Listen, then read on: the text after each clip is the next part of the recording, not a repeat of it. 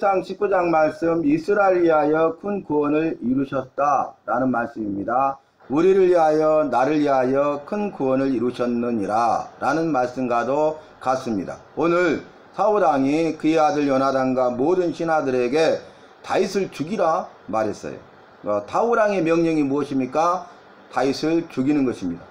요나단과 모든 신하는 사울왕의 명령대로 다윗을 죽여야만 하는 것입니다. 이 말은 무엇입니까? 다윗은 죽을 수밖에 없는 상황에 놓이게 된 것입니다. 위기 상황인데 죽음의 위기에 몰리게 된 것이죠. 그런데 이 사실을 다윗은 알지 못해요. 다윗은 위기 상황이고 죽음의 위기 가운데 있는데도 본인은 알지 못한다는 것은 지금이 위기 상황임을 인지하지 못하고 자신이 죽는다는 사실은 꿈에도 모르는 것이죠. 그런데 놀라운 것은 여호와께서 사울왕의 아들 요나단의 마음을 움직이셔서 이전의 말씀에서는 요나단이 다윗을 자기 생명같이 귀하게 여겼더라. 그리고 오늘 말씀에서는 사울왕이 다윗을 죽이라는 명령을 했음에도 불구하고 그 명령을 들은 요나단의 마음 가운데 다윗을 좋아하는데 심히 좋아함으로 이렇게 표현되어 있습니다. 다윗을 자기 생명같이 여기고 다윗을 좋아하되 심히 좋게 여기고 그리고 다윗을 심히 사랑했다는 말입니다. 그래서 다윗에게 위기 상황이다. 죽음의 위기 가운데 있다. 다시 말하면 내 아버지 사울왕이 너를 죽이려 한다 라는 것을 말해줍니다. 이건 비밀이잖아요. 그런데 정보 비밀을 누설하는 것이죠. 그래서 또 다른 방책까지 말하는데 너는 은밀한 곳에 숨어 있어라. 숨어 있어라는 거예요. 그리고 나서 하는 말이 내가 내 아버지와 들에 있다가 내게 관한 말을 할 때에 들려준 말이 있으면 너에게 알려주리라. 이렇게 말을 합니다. 이것은 요나단이 다윗에게 베푼 은혜죠. 요나단이 다윗에게 베풀어진 사랑, 친절, 호의입니다. 이것은 조건이 없잖아요. 그러니까 무조건적으로 다윗에게 은혜를 베풀어 준 거죠. 왜냐하면은 여호와의 은혜가 요나단과 함께하고 여호와의 영이 요나단과 함께하고 여호와께서 요나단의 마음을 감동 감화시키고 주장하고 계시기 때문에 이 요나단이 다윗을 힘이 좋아함으로 이렇게 죽음의 위기 가운데 있다는 것을 알려주고 또 살 수 있는 방책까지 이야기해주고 그 이후에 되어진 일을 내가 이렇든 저렇든 너에게 알려주리라 이렇게 약속까지 하는 것입니다. 다윗이 한 일이 있습니까? 다윗이 한 일이 없어요. 요나단이 이 모든 일을 하고 약속까지 한 것입니다. 요나단이 죽는다는 사실을 알려주고 숨을 방법도 알려주고 그리고 이후에 대한 모든 부분까지도 이제 알려주겠다고 약속한 것이죠. 이것은 요나단이 한 것이지만 실제로는 다윗은 아무것도 하지 않을 때 여호와께서 일하셨다는 거예요. 여호와께서 은혜를 베푸시고 여호와께서 살 방법을 주시고 여호와께서 이후에 되어질 이 모든 일을 아시기 때문에 알려주시는 것이죠. 누구를 통해서 일하신 것입니까? 사울의 아들 요나단을 통해서 여호와께서 일하고 계신 것입니다. 누구를 위하여? 다윗을 위하여. 여호와께서 이스라엘 위하여 큰 구원을 이루셨느니라. 여호와께서 다윗을 위하여 큰 구원을 이루셨느니라. 여호와께서 우리를 위하여 나를 위하여 큰 구원을 이루셨느니라. 오늘 본문 말씀 아니겠습니까? 위하여 우리는 여호와께서 우리를 위하는 삶을 사셨어요.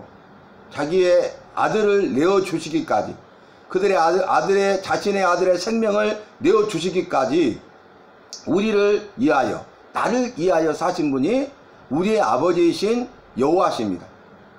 그래서 여호와께서 우리의 나의 아버지시요 우리는 그분의 아들과 딸인데 우리를 자녀 삼으시고 아버지가 되셔서 우리를 위하여 이 모든 일을 행하시는 분이에요. 그러니까 우리도 마땅히 당연히 아버지께서 우리를 위하여 모든 일을 행하였으니 우리도 여호와를 위하여 라는 삶을 살아야 된다는 것입니다. 우리는 누구를 위하여 살고 있습니까? 누구를 위하여 살아야 됩니까? 우리는 내 자신을 위하여 살고 있지 않습니까? 누구를 위하여 살고 있어요? 내 자신을 위하여. 또는 주변에 있는 부모나 아내나 남편이나 자녀를 위하여, 지인들을 위하여, 친한 사람들을 위하여. 우리가 위하여라는 것을 여러 가지로 말할 수 있고 표현할 수 있지만은 우리 예수 믿는 사람은 여호와를 위하여 살아야 된다는 것입니다. 모든 일을 행하되 여호와를 위하여 해야 되는 것입니다. 큰 일도 작은 일도, 할 수 있는 일도 할 수 없는 일도, 어제도 오늘도 내일도, 어디를 가든지 무엇을 하든지 누구를 만나든지 날말의 삶을, 그리고 일생 동안 죽을 때까지 우리는 위하여, 누구를 위하여? 여호와를 위하여. 여호와께서 우리를 위하여, 나를 위하여 큰 구원을 이루셨으므로 우리를, 나를 위하여 큰 구원을 이루신 여호와를 위하여 살아야 된다, 그 말입니다. 그것이 무엇입니까? 너희는 먹든지 마시든지 무엇을 하든지 다 여호와의 영광을 위하여 하라, 이 말씀과 같지 않습니까? 오늘 이제 여호와께서 다윗에게 은혜를 베푸셔서 다윗의 생명을 지키고 보호해 주시고 인도해 주시는 구원의 큰 일을 행하십니다. 요나단을 통해서 그 일을 행하십니다. 우리에게도 나에게도 사람을 통하여, 상황과 환경을 통하여, 사람과 물질과 일꾼과 여러가지 모든 것을 통하여, 말씀을 통하여, 기도를 통하여, 찬양을 통하여, 교제를 통하여 여러가지 다양한 방법으로 여호와께서 우리를 위하여 우리를 구원해 내신다는 것입니다. 다윗을 그 죽음의 위기로부터 구원해 내신 것처럼 이스라엘 백성을 블레셋과의 싸움, 골리앗과의 싸움의 그 위기에서 그들을 구원해내신 큰 구원을 이루신 것처럼 우리도 나도 구원해 주신다는 거예요. 여러분, 우리가 인생을 살아가다 보면은 여러가지 어려움을 만나게 되잖아요. 여러가지 문제 가운데 있게 되잖아요. 영육 간의 문제에 우리가 부딪히게 됩니다. 내 앞에 있는 걸림돌이 있고 내 앞에 있는 장애물이 있습니다. 그런데 그럴 때 우리가 여호와를 위하여 살아가면 여호와께서 우리를 이해하시는 분이기 때문에 우리를 위하여, 나를 위하여 모든 일을 행하시되 우리를 그 문제로부터 구원해내시되 큰 구원을 이루심을 굳게 믿어야 하겠습니다. 우리가 사람과의 관계에서 여러가지 갈등이라든지 다툼이라든지 분쟁이라든지 이런 모든 문제들이 있잖아요. 그런데 그런 갈등으로부터 우리를 구원하시고, 다툼으로부터 우리를 구원하시고, 분쟁으로부터 우리를 구원하시고, 질병으로부터 우리를 구원하시고, 또 가정의 문제, 자녀의 문제, 물질의 문제, 생업의 문제로부터 우리를 구원하시고, 영육 간의 모든 문제로부터 우리를 구원하시고, 또 죽음의 위기 가운데서도 우리를 깊은 수렁에서 건지시고 살리시는 여호와의 큰 일, 큰 구원의 역사를 이루심을 우리는 굳게 믿어야 한다는 것입니다. 요나단이 너를 죽이고자 하니까 은밀한 곳에 숨어 있으라, 내가 되어진 일을 너로 알게 하리라 한 다음에 한 일이 무엇입니까? 사울왕과 같이 이야기할 때에 사울왕에게 말합니다. 사울왕의 희나 다윗에게 범죄하지 마옵소서, 죄를 범하지 말라는 거예요. 사울왕이 다윗을 죽이고자 하는 것은 범죄라는 거예요. 그게 무엇입니까? 왕도 아시다시피 다윗은 자기의 생명을 아끼지 아니하고 이 블레셋 사람을 죽이고 여호와께서 이스라엘 위하여 큰 구원을 이루셨지 않습니까? 다윗이 자기의 생명을 아끼지 아니하고 목숨을 걸고 블레셋 골리앗과의 싸움에서 싸워 이기고 그로 말미암아 이스라엘 군대로 하여금 여호와께서 큰 구원을 이루시는데 전쟁에서 승리하고 대승을 거두게 하고 돌아오게 하시지 않았습니까? 이 모든 일에 대하여 왕도 기뻐하지 않았습니까? 그런데 왜 다윗을 죽이려고 합니까? 다윗을 죽이려고 하는 것은 범죄 행위입니다. 범죄하지 마옵소서, 죄를 범하지 마옵소서. 다윗은 왕에게 범죄한 일이 없습니다. 죄를 지은 일이 없습니다. 다윗이 왕에게 행한 것은 오직 선한 것뿐입니다. 그 말은 뭡니까? 다윗은 죄가 없다는 거예요. 당연히 죽을 만한 죄를 범한 적이 없죠. 그런데 왜 무고한 피를 흘리고자 하십니까? 이렇게 말해요. 그래 뒤에 까닭없이 왜 무고한 피를 흘리고자 하시나이까? 이렇게 정확하게 말을 합니다. 여러분, 까닭없이 지금 다윗은 고난을 당하고 까닭없이 자신도 모르게 위기 상황에 직면하게 되고 까닭없이 자신이 영문도 모른 채 알지 못한 가운데 죽음의 위기 가운데 놓였다는 거예요. 누가 생각납니까? 욥이죠. 욥기 1장 3절 말씀 보면 여호와께서 욥에 대해 말씀하시기를 욥은 순전하고 정직하고 여호와를 경외하며 모든 악에서 떠난 자다 이렇게 말했잖아요. 그러니까 사단이 잠수해 가지고 여호와께서 복을 주시니까 욥이 그렇지 이 주신 모든 것을 걷어가시면 원망하고 불평불만하고 욕할 것입니다. 그래서 이제 중약하고 여호와께서 사단에게 그 시험을 허락하죠. 그래서 시험을 통하여 고난과 핍박 가운데 있는데 환난 가운데 거하게 되는데 그 자신의 소유를 다 잃어버리게 되는데 그때 그 말씀이 뭡니까? 까닭없이 시험을 통하여 고난을 당했다는 말씀이 나와요. 여러분 이 일에 대해서만큼은 욥은 까닭없이 믿음 때문에 의로움 때문에 사단의 참소 때문에 시험을 통한 고난과 핍박을 당하게 되었다는 거예요. 우리도 삶을 살아가다 보면은 예수 믿는 우리는 이럴 때가 있다는 겁니다. 그래서 성경 말씀의 약속은 무엇입니까? 의를 위하여 핍박을 받는 자는 복이 있나니 그랬어요. 또 여호와의 일을 위하여 고난을 당하는 자는 복이 있고 그에게는 상이 있다 이렇게 말씀하고 있지 않습니까? 우리가 잘못해서 매를 맞으면 고난을 당하면 무슨 유익이 있고 무슨 상이 있으리요. 그러나 여호와를 위하여 여호와의 일을 위하여 복음을 위하여 주님나라 건설과 확장을 위하여 우리가 고난을 당하면 그 고난이 우리에게 유익이고 고난을 통해서 주님이 주신 은혜와 복을 하다 누리게 된다는 것이 고난을 통해서 우리가 그 연단의 과정을 통과하게 되고 정금같이 나오게 되고 더 아름답고 위대하고 탁월하게 쓰임받게 되고 고난을 통해서 주님이 주시는 상이 있다는 거예요. 의인이 받을 상이 있다는 거예요. 의인의 삶을 살아가면서 당하는 고난 당하는 자로서 받아야 될 그 예비된 상이 있다는 겁니다. 오늘 까닭없이 무고한 피를 흘리고자 하시나이까 그렇게 말을 해요. 그러니까 사울왕이 지금 그의 아들 요나단의 말이 다 맞잖아요. 팩트 사실이잖아요.